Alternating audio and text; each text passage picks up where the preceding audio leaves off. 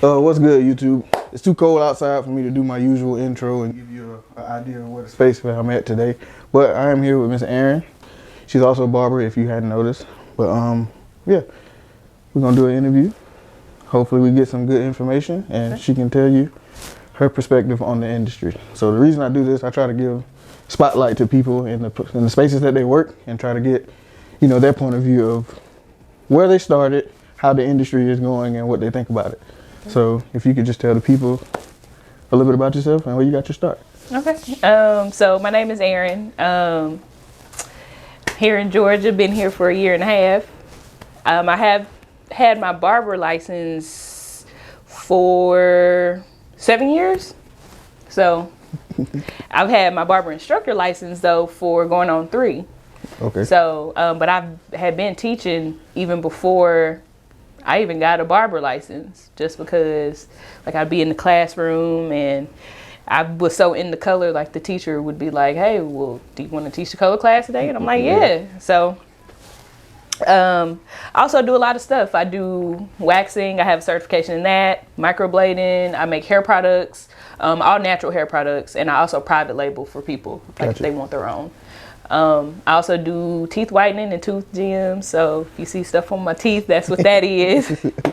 I just do a host of things. A host of things. So you seem similar to me. That's kind of what drew me to you by like strolling through your Instagram and seeing a lot of the stuff that you do or whatever. Because as my wife would say, she has this joke that I need to pick a hobby or, you know, pick a profession, because I do dabble into a lot of different stuff. People that follow me know that.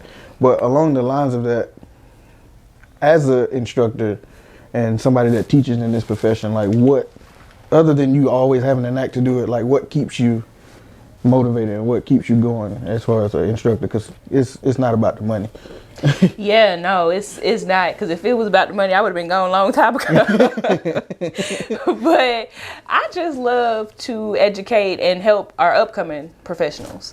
Because, I mean, I've been in this almost 10 years and service is just not is not where it need to be right now. Right. For me though. Gotcha. But for everyone else coming up, the trends are changing and everything like that. It's so much money to be made, right, and it's so much to learn, and so I just want to see the next succeed. So that's what keeps me even wanting to teach. Similar. But I found a different joy because like you, I've been cutting almost 10 years, and then sometimes being behind the chair, like you said, it gets a little monotonous and trends keep going around, and I feel like I'm on the 3rd wave of that trend, you know what I mean? Because stuff comes back around. But as a female, 1, and 2, as an instructor, do you find difficulties or do you have challenges trying to relay your message to, say, students? A lot of people ask me that, and honestly, I don't. Now I do have those few male students who question, you know, me. But I think also with me being younger, a lot of people relate more to me because I am younger, but I was raised in the country. So I said I'm from Arkansas. I know y'all can hear the little twang. So I do have an older soul too. So like my older students too, I can relate on both sides. Like I can reach everybody. So I don't really have a problem relaying stuff. They pretty much, everybody calls me Miss E. So when they see Miss E coming, they know, hey, when it's business, it's business. And then we can do all the other stuff later. Yeah, that's what's up. I only ask that because like we're in a space and time in like just the world where like people are shining a light on not only black women but women in general.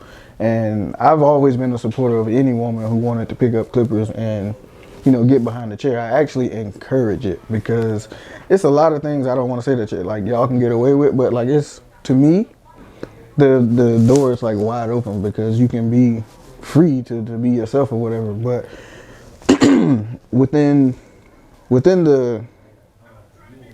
the space that you work in and that you operate in, how do you feel about the pricing of some of the services that have been around for years? It's changed tremendously. Like when I was in school, of course, I mean, you know, you've been cutting around the same time. Haircuts were maybe $10-15. Right. Now we at 50 Right. for a haircut, just a haircut. So it's like, oh Lord, what we got going on? I mean, but you know what? I do also think that it is well worth it, especially, you know, if you're providing good quality service. You know, we're selling an experience, not just a haircut. Right. So, and then we're the therapists, we're the mediators, we're all of that. So All of I that feel work. like we need that. Yeah. I'm not opposed to like where the industry going and where it's trying to get to, because like you'll spend $50 on some miscellaneous stuff, but when it comes to something that you do, you know, on a regular basis or whatever, some people, you know, they get a little upset about the pricing.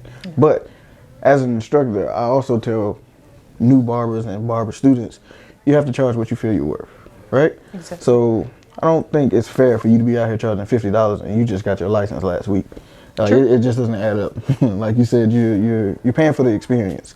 So I tell majority of the people I meet, majority of the barbers I meet, I'll do a $20 haircut, but understand it's gonna be $20 worth of a haircut. Basic, yeah. You know what I mean? So because people was like, well, why do you do that? Because I understand that not everybody's pocket is as deep as the other people, and some people legitimately need this service. And I had one older guy tell me, he's like, I haven't found a machine that can cut hair yet. Like people have tried, so like people are gonna need us, and you still want stuff to be somewhat, you know, accessible, and that's what I cater to, honestly. Like, Yeah. I don't really want the $65, $75 client. Like, I like uncle, I like little kids, you know, stuff like that. Popular question: as an instructor, do you feel it's more the tool or the technique that makes a barber a barber? It's absolutely the technique, because I literally just spoke the same thing a couple days ago. I was like, you can buy 10,000 clippers. If your technique is not there, the clipper ain't worth nothing. Right. I mean, that's just that. You gotta learn the foundation first before, you know, because all the clippers, I'm not gonna say all, because there's some that are a little less handy, Yeah. but they all do the same thing. Right. So if the cut is not coming out how you want it to cut, it might be user error. Yeah, I agree. 9 times out of 10. Yeah. But I see you rock a shortcut. What led you down this path? So what happened was, just being completely transparent. I cut my hair maybe every couple of years anyway. I had locks, growing them out. They were to the middle of my back, 3 years, and I was like, ooh. So back in April, I kind of had a little meltdown. You know, we have mental health things going on as well, and I hit the Britney Spears. Just let's cut it. And that was just. I mean, I like my hair short anyway. It's a little cold right now, but Yeah, I mean, it suits you. I just asked because everybody has, you know, their reasonings and their for going short or whatever the case may be. But majority of the women I met, once they get that length, like they try to grow it back and it just never happens. So, yeah. I did grow it out, and I just cut it 2 days ago. I was like, nope, never mind. Too much of a struggle. Yeah. But if you can, tell the people where they could follow you or support your business and where they can find you. Well, I am on all social media. My business page is locked_loaded_barber beauty. So let me spell it though, because it's not what you think. So it's LOCCDLOADED_barber and beauty. Got you. And that's on all. Yeah, you can find me on all of that.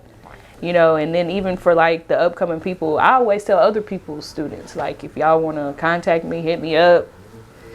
You know, you need some pointers. You want to break into a different, you know, scene of the hair and beauty industry. Yeah. I'm always open door. I'm always here for the learners. Yeah, and I encourage that too. Also, being an instructor is like, because my way may be different from her way, and her way may be different from mine. But who knows, like, what way actually sits with you and what resonates with you. And that old saying, "There's more than one way to skin a cat," that is true. That's true. Even when it comes to barbering, because there's more than one way to get a ball fade. Like, her vision is going to be different from mine. Her ball fade is going to be completely different from mine. Not saying that one is better than the other, but understand that there's multiple ways to get the job done. But I'm glad that you took the time out of your day to sit down and talk to me. Oh, no It problem. was very interesting, excuse me. And if you know anybody else that might be willing to sit down and have a chat with me and put their stuff out there, please let me know. Oh, listen, I'm all about the network. I know some people. Yeah.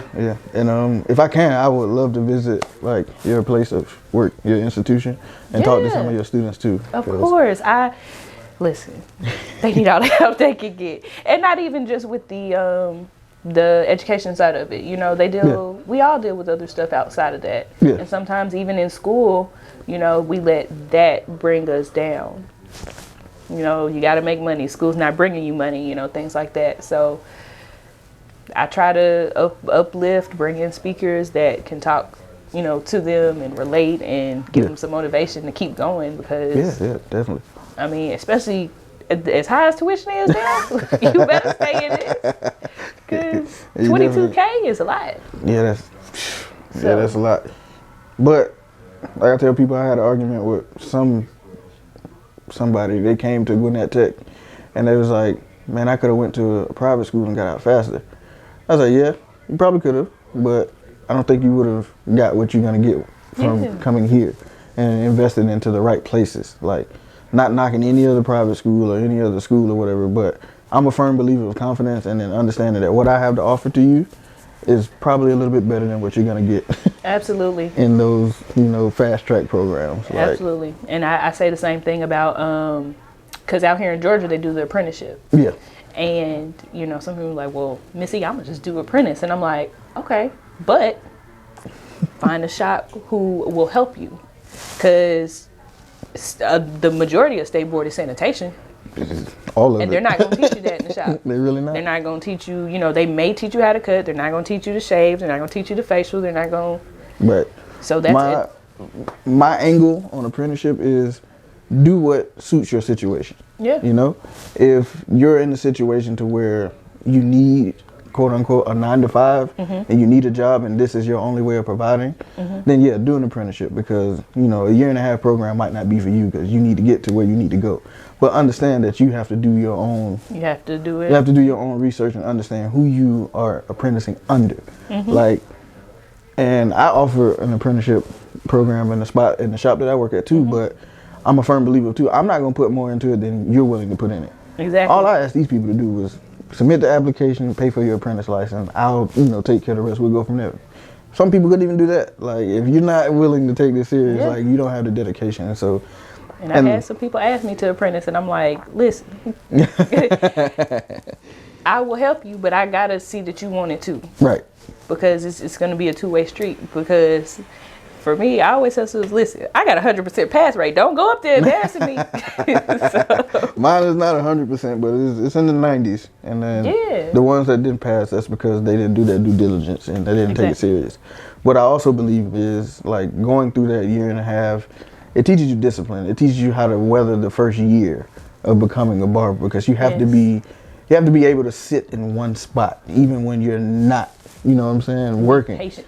Yeah, and you have to be patient. And that's what school is for. Because some people are like, man, I went through this program, I still don't know how to cut. Well, did you invest in it? Like, did you ask the right questions? Did you spend enough time on the mannequins? Did you attempt? Did you pay attention? Exactly. So, and I tell everybody that knows my story, like, I felt like I didn't know how to fade when I got out of school. And then somebody older broke it down to me. They was like, yeah, you're not going to learn what you're going to experience in here in that school anyways. I don't care where you go. So understand that, choose your battle. Like, if you need money, apprentice, but be mindful there are people out there that will take advantage of you. But Because I tell my story all the time. I'm like, I was in school full-time. I had a part-time job and a full-time job. So I worked overnight, school during the day, and then on the weekend I was working in a restaurant. So it was just like, yeah, it's hard. It's hard. doable though. it's hard, yeah. And that was pre-kid. I got a kid now, and I'm still all over the place. Yeah, it's still all So over I the place. mean, you just you have to put in what you want out of it. That's just what it comes down to. Y'all heard that, and if you follow this channel, that's not the first time you heard it, not the second time, but the third time you've heard it. You get out what you put in, and that's with anything, not even just barbering, man. Just With anything, yeah. With anything, yeah. Because I always tell students, listen, we practice how we play. They're like, why we gotta keep doing it? Why we gotta Repetition. practice how we play?